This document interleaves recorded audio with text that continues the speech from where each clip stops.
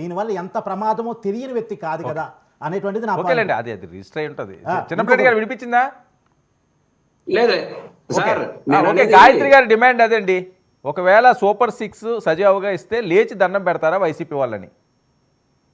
Sir, వీళ్ళు super 6లు సజావుగా ఇవ్వటం కాదు సార్. చంద్రబాబు నాయుడు గారు అసలు వైఎస్ఆర్ కాంగ్రెస్ పార్టీకి చెయ్యొద్దు అని చెప్పేసి అక్కడే ఫెయిల్ అయిపోయారు. సరే, వాళ్ళు అడిగిందని సమాధానం చెప్పండి.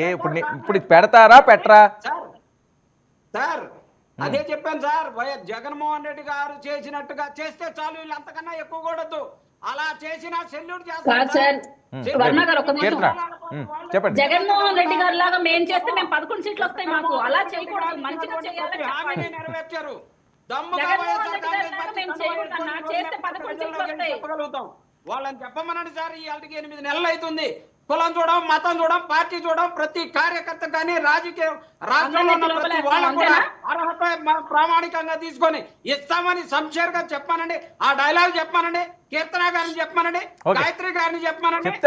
చెప్తారు వినండి. చంద్రబాబు నాయుడు గారు మీరు ఆగితే చెప్తారు వాళ్ళు వైఎస్ఆర్ కాంగ్రెస్ పార్టీకి పని చేయొద్దు.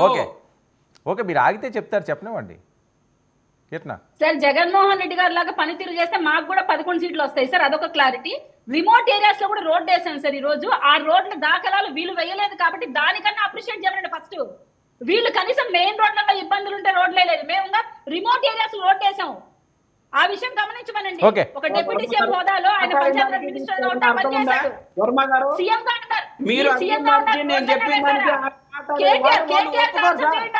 మీరు ఒకటి అడగండి, చంద్రబాబు నాయుడు గారు చెప్పినట్టు వైఎస్ఆర్ కాంగ్రెస్ పార్టీకి అస్సలు ఎవరికి అర్హత ఉన్నా కానీ ఇవ్వద్దు. Right, okay, thank you so much.